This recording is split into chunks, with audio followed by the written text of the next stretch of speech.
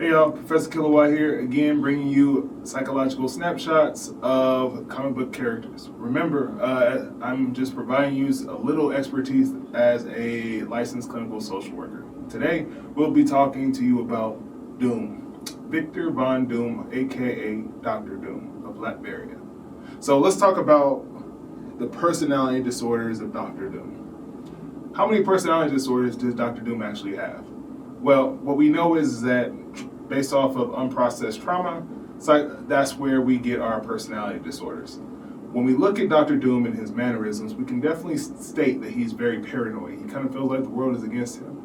One of the cluster A personality disorders that he has is paranoid personality disorder, in which he does feel, and his personality does gear towards that everyone is against him. What this also does is lean him towards the cluster B personality disorders that we often see out of those in society who more or less don't fit in society. Antisocial personality disorder, narcissistic personality disorder, and at times histrionic personality disorder. So defining those. Histrionic, coming from the word hysteria, meaning more in the sense of attention seeking by any means necessary, which means that if I'm doing it, if I'm just trying to get your attention, it can look very, very good or very, very bad. I could be delivering flowers or blowing up a building. Either way, it's getting your attention.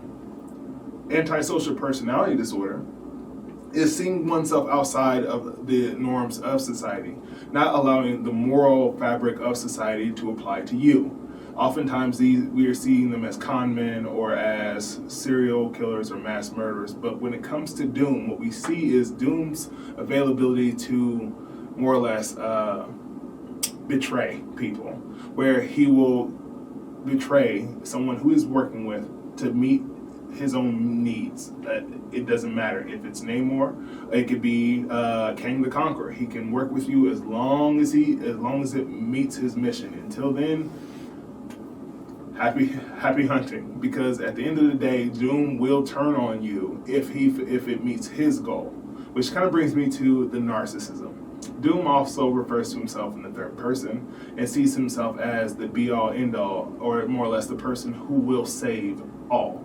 Doom will save us all is a common trope throughout the comic books. But when you look at the personality disorders, what you also see is the unprocessed trauma in which Doom has. Doom receives a scar on his face and decides to burn a mask onto that because he doesn't like the singular image that the scar actually presents. That speaks to his narcissism. When he refers to himself in the third person, that also speaks to his narcissism.